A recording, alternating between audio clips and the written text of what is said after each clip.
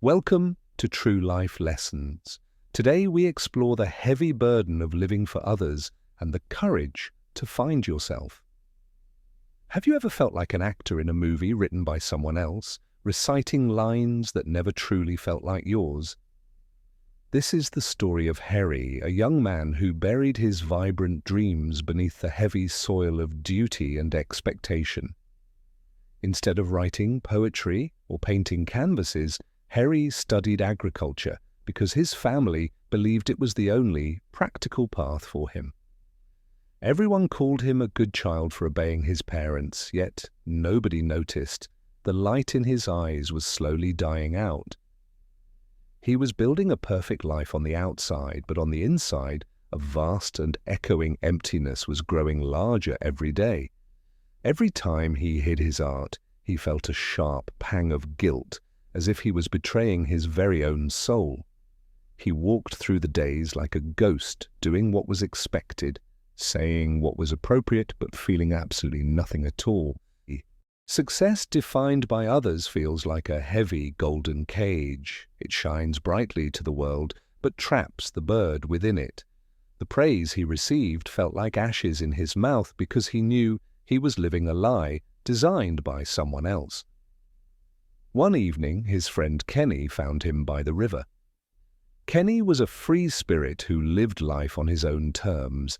Kenny saw the pain behind Herry's mask and decided to speak the truth that everyone else was too polite to say. He reminded Herry of all the times he sacrificed his joy to keep the peace, slowly eroding his own sense of self. Kenny said, "You cannot live forever disappointing yourself just to please others. That is not a life, that is a prison."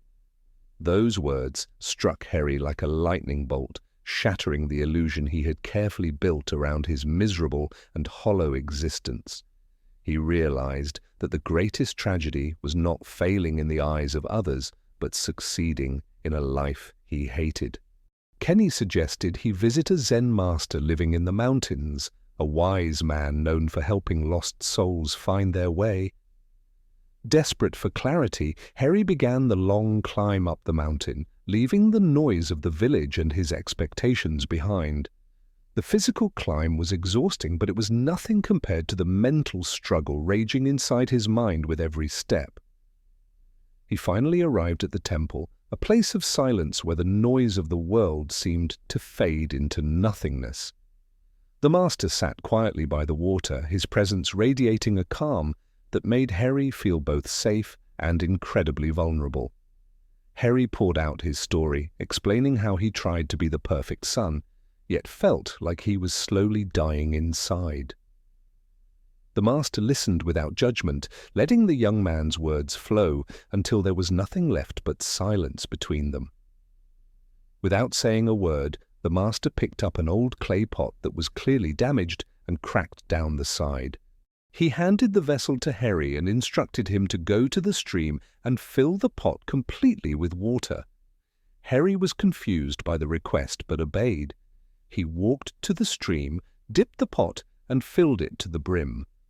As he began his walk back, the water immediately started leaking from the crack, leaving a wet trail behind his footsteps. He hurried to return, trying to save the water, but the more he ran, the faster the water escaped the vessel. By the time he reached the master, the pot was half empty. Herry felt he had failed the simple task given to him. The master smiled and said, "Do not apologize, look at the pot. It cannot hold what you put in, no matter how hard you try." He explained, "This pot is your life. You are trying to fill it with the expectations of others, but they leak away. The cracks in your soul are caused by neglecting your own truth. As long as those cracks exist, you will always feel empty." Herry looked at the broken clay and suddenly understood.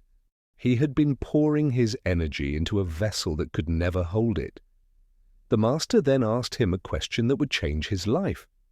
What is worse, being called selfish or betraying your own soul? Is it better to be loved for who you are not, or to be rejected for who you really are? Herry closed his eyes and let the question sink deep into his bones. He knew the answer before he even opened his eyes. He thanked the master not for fixing the pot, but for showing him why it could never be fixed without changing the vessel. He walked down the mountain with a lighter step. The heavy burden of expectation had been left behind at the temple gates. When he returned home, he made the difficult decision to put away the books that did not belong to his true story. He dusted off his easel and paints, treating them like old friends who had been waiting patiently for his return all these years. As the brush touched the canvas, he felt a rush of life flow through his veins that he had not felt in years. His parents were disappointed and confused. They could not understand why he would throw away a secure future for a risky dream. The villagers called him a fool and a dreamer. They whispered that he had gone crazy and thrown his life away, but for the first time the criticism did not hurt him. He was no longer a cracked pot trying to hold their approval. He painted because he had to. He painted because it was the only way to heal the cracks in his own spirit. One day, a stranger stopped. He did not see a foolish boy, he saw a masterpiece that spoke of deep emotion and truth. The stranger bought the painting, proving that when you create from the soul, you eventually connect with the souls of others. Slowly, the whispers of ridicule turned into whispers of admiration. The village began to see what Herry had seen all along. Even his parents, seeing his genuine joy and success, began to understand that his happiness was more important than their plans. He didn't just become an artist, he became a symbol of courage for everyone who was afraid to follow their own heart.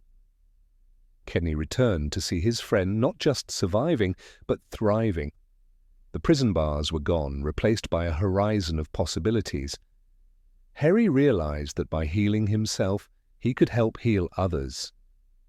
His life was no longer a leaking pot, but a flowing river. He learned that even a cracked pot can be useful if you stop trying to carry water and start planting flowers instead. He had found the courage to be disliked, and in doing so, he found the freedom to be truly and deeply loved. How many of us are like the old Herry, walking around with a smile painted on our faces while our souls are weeping? We trade our authenticity for approval, thinking it is a fair exchange, until we wake up one day feeling completely bankrupt. The lesson is simple yet difficult. You cannot fill your cup if there are holes drilled by the expectations of other people.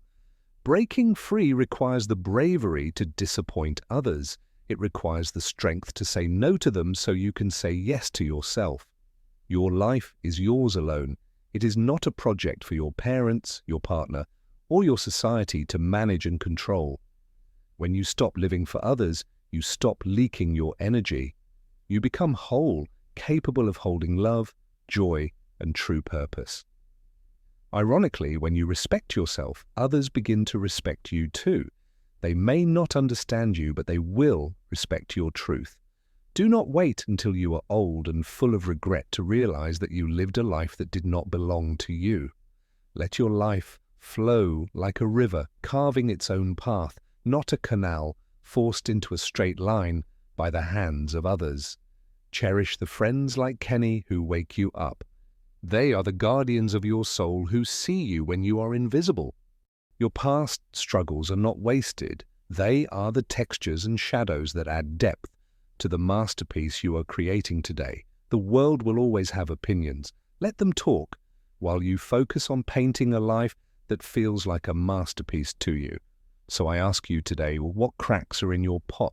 What expectations are you carrying that are draining your precious life away? Embrace your cracks, not by hiding them, but by filling them with your own gold, your passion, your truth, and your love. It is never too late to start over. It is never too late to pick up the brush and paint a new horizon. Your dreams are waiting for you to claim them. Do not let them fade away into the silence of what could have been. Be brave enough to be yourself. The world does not need more copies. It needs the original, authentic, and unique version of you. True freedom is not doing whatever you want, it is being who you are without asking for permission from anybody else. Leave the house of expectations, step into the wild garden of your own destiny. That is where your true life is waiting. Thank you for joining us on this journey. May you find the courage to mend your pot and fill it with joy. Thank you for watching True Life Lessons. Subscribe for more wisdom and remember to fill your own cup with your truth.